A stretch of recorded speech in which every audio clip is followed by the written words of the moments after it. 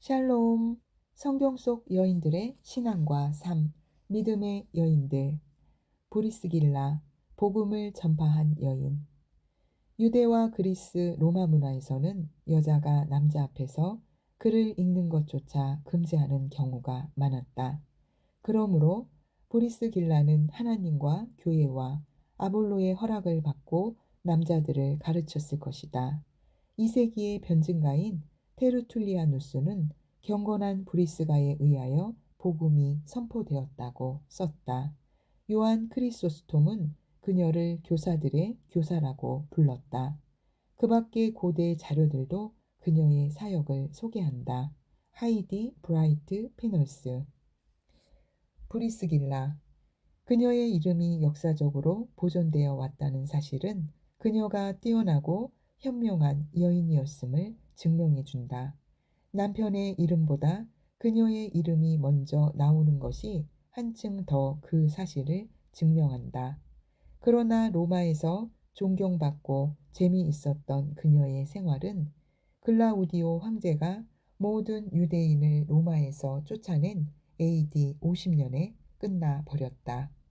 브리스길라와 아굴라는 로마를 떠나 그들이 태어난 소아시아로 가서 고린도에 정착했다. 그들의 생활은 끝난 것처럼 보였지만 그들을 위한 하나님의 청사진은 곧 새로운 시작을 드러냈다. 매혹적인 봉사의 삶이 그들을 기다리고 있었다. 그들은 많은 것, 재산과 친구들을 두고 떠나왔다. 그러나 그들 부부는 서로 조화를 이루었고 그들의 결혼 생활도 계속되었다. 그들에게는 훗날 바울이 해이한 생활을 하는 고린도 교인들에게 썼던 경고의 편지가 필요 없었다. 너희는 믿지 않는 자와 멍에를 함께 매지 말라. 의와 불법이 어찌 함께하며 빛과 어둠이 어찌 사귀겠느냐. 이 부부는 믿음으로 함께 거하는 특별한 방법으로 하나가 되었다. 그들은 바울이 떠나기 직전에 고린도에 도착했다. 바울은 이 부부를 신임했으며 복음이 더 널리 전파되도록 기꺼이 그들과 함께 생업을 나누었다. 브리스길라와 아굴라는 둘 다 학식과 직업이 있었다. 유대인은 아무리 부유하더라도 자기 자녀에게 장사를 가르쳤다. 목수였던 나사렛 예수님도 자기 손으로 일하는 것이 명예로운 일임을 증명하시지 않았는가. 그들은 장막을 만드는 사람들이었고 바울 역시 장막 짓는 자였기 때문에 그 일이 그들을 연결해 주었다. 그들은 함께 일했을 뿐 아니라 함께 살았다. 바울은 매일매일 함께 생활하는 것이 가장 좋은 훈련임을 잘 알고 있었다. 예수님처럼 그는 장래의 동역자들을 조심스럽게 선택했다. 그들은 오늘날 중동에서 흔히 볼 수 있는 것과 비슷한 조그마한 옥의 상점에서 일했다. 매일같이 그들의 손에서 염소 가죽과 다른 짐승의 가죽이 유용한 장막으로 바뀌어가는 동안 서로 많은 이야기를 나누었다. 바울은 매일 그들의 필요에 따라 하나님의 말씀을 강론했다. 그리고 그들은 그것을 어떻게 활용할 것인지에 대해 배웠다. 브리스길라와 그녀의 남편은 바울의 가르침에 열심히 귀를 기울였다. 그들은 바울이 안식일에 회당에서 설교하는 메시지에 관심을 가지며 그를 위해 기도했다. 그리고 바울이 문제를 당할 때 그와 함께 있었다.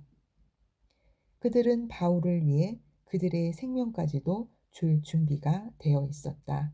브리스길라와 아굴라는 그들의 믿음과 일뿐 아니라 바울에 대한 존경과 우정으로도 연합되어 있었다.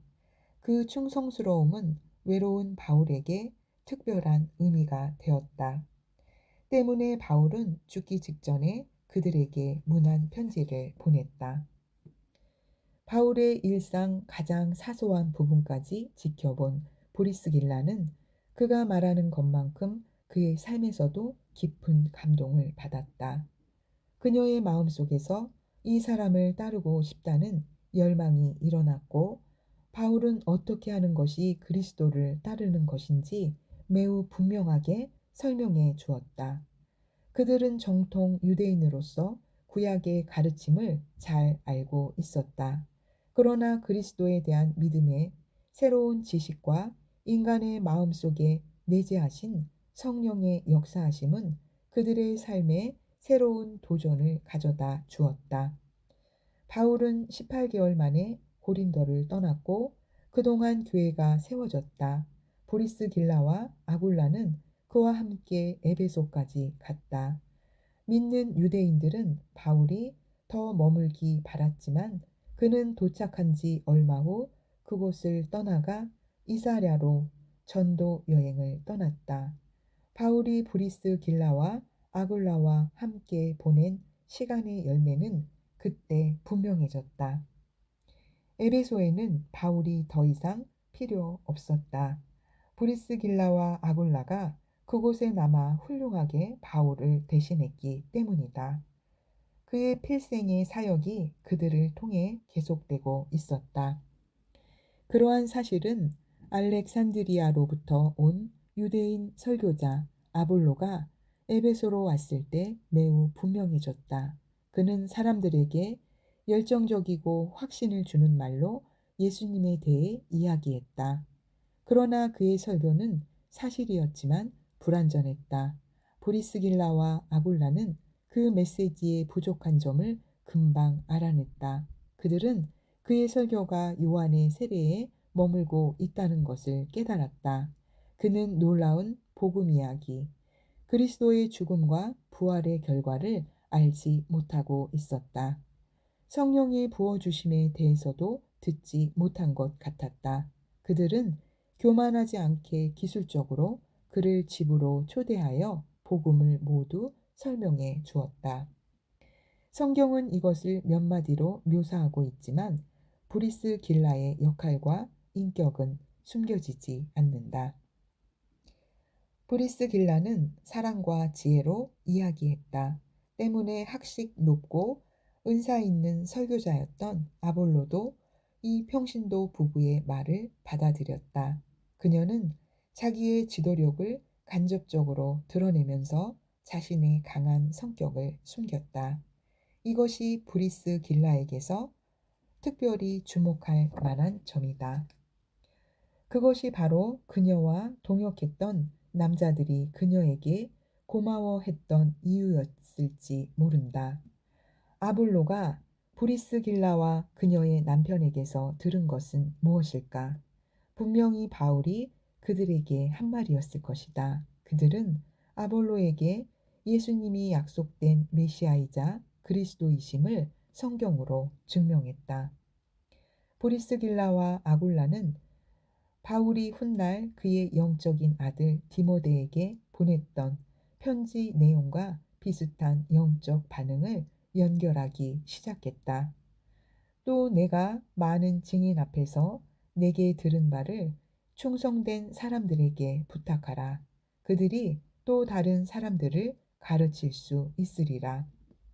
바울이 브리스 길라와 아굴라에게 가르친 것을 그들은 차례로 아볼로에게 전달했다. 아볼로 또한 그것을 다른 사람, 즉 고린도 사람들에게 전달했다. 이렇게 해서 브리스길라와 아굴라는 그들 자신을 성장시키며 영적인 열매를 맺기 시작했다. 그들은 한 생명에게 감동을 주었고 그 생명은 꽃이 피어 한 사람의 제자가 되었다. 그들은 아볼로 역시 다른 사람들에게 진리를 전파하고 복음을 완성시킬 수 있을 것이라 믿었다. 실제로 바울이 소아시아로 돌아오기 전에 팔레스타인으로 여행하는 동안 브리스길라와 아굴라가 에베소에 있는 그들의 가정을 열어서 교회를 세우는 동안 아볼로는 고린도에 있는 교인들에게 말씀을 전했다. 말씀의 씨가 준비된 땅에 떨어졌기 때문에 하나님의 말씀이 빨리 자라났다. 개인적인 양육이 성장과 새로운 생명을 가져왔다. 얼마 후에는 부부가 더 이상 에베소에 있을 필요가 없었다. 그곳에 세워진 교회가 그 일을 계속할 수 있었다. 하나님께서는 그들을 로마로 이끄셨다. 클라우디오는 죽었다. 로마에서 또다시 브루스 길라와 아굴라의 집이 그리스도인들의 모임 장소가 되었다. 이제 바울은 그들을 예수 그리스도 안에서 동역자라고 불렀다. 과거의 제자가 귀중한 동역자로 성장했다. 그들은 유대인들은 물론이고 유대인이 아닌 사람들에게까지 모든 교회에서 감사한 사람들로 기억되었다. 그들이 로마에 머문 기간은 짧았다. 아마도 네로 밑에서의 엄청난 핍박 때문이었을 것이다. 그러나 그들이 거기 있는 동안 또 다른 교회가 시작되었다. 그들이 가는 곳마다 사람들은 예수 그리스도를 믿게 되었고 삶이 변하며 새롭게 되었다. 그들은 에베소로 돌아갔다. 구전에 의하면 그들은 결국 단두대에서 순교했다고 한다. 로마 카톨릭 교회에서는 순교자의 역사 중 하루, 즉 7월 8일을 그들의 날로 기념하고 있다. 브리스 길라는 뛰어난 여인이자 아내였다. 또한 그녀는 바울과의 우정과 동역 때문에 역사적으로 중요한 위치를 차지했다. 역사와 비문은 남편의 이름보다 그녀의 이름을 더 자주 언급한다. 그녀가 남편보다 더 지적이고 교육을 잘 받았기 때문에 혹은 성격이 더 강했기 때문일까? 아니면 그녀가 남편보다 먼저 그리스도인이 되어서일까? 그녀가 남편을 그리스도께로 인도해서일까? 이에 대해 성경은 아무 말도 하지 않는다. 하지만 그녀의 결혼은 분명 매혹적이었다. 두 배우자는 삶의 모든 영역에서 함께 조화를 이루며 각자의 기능을 발휘했다. 그들의 믿음에서, 사회적이고 영적인 관심에서, 우정에서, 하나님의 말씀이 그들 삶에서 차지한 위치에서, 개인적인 공부와 설교에서, 그리고 자기 자신을 남김없이 남에게 주려는 기쁜 마음에서 그들은 그렇게 했다. 배우자와 하나님 사이에 가져야 할 이상적인 관계의 본보기를 삶으로 보여주었다. 삶은 브리스길라에게 많은 것을 요구했다.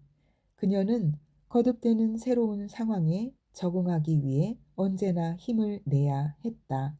또한 그녀는 길고 피곤한 여행을 했다.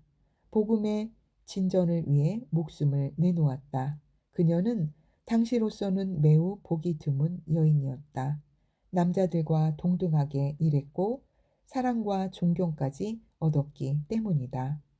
또한 브리스 길라의 생애는 오랫동안 소홀히 다루었던 것, 즉 복음 전도와 교회를 위해 가정을 제공하는 것의 가능성을 보여주었다. 바울도 브리스 길라와 아굴라로부터 그것을 배우지 않았을까? 그의 모든 문이 닫혔을 때 바로 그 방법을 사용했으니 말이다. 오늘날에도 브리스 길라는 많은 사람에게 하나님 나라의 확장을 위해 그들의 가정을 열도록 영감을 불어넣어 준다. 브리스 길라가 역사적으로 남아있는 것보다 훨씬 더 중요한 것은 수세기 동안 그녀가 한 가지 이상의 방법으로 사람들에게 그리스도를 따르도록 도전을 주었다는 사실이다. 그녀가 죽은 지 수세기가 지난 오늘날에도 그녀의 삶은 복음을 선포하는 데 있어서 필요한 열매 맺는 생활과 결혼 생활의 비결을 보여주고 있다. 하나님이 의도하신 결혼은 브리스길라와 아굴라의 예처럼 하나님 나라를 위한 역동적인 파트너십이다. 당신이 속한 공동체에서 이런 모델을 볼 수 있는가? 그 모델에게서 무엇을 배울 수 있는가? 복음을 전파한 여인 브리스길라. 할렐루야. 하나님의 지혜는 내 영과 혼과 육체에 충만합니다. 건강도 치유도 나의 것입니다. 예수님의 이름으로 축복하며 기도드립니다. 아멘.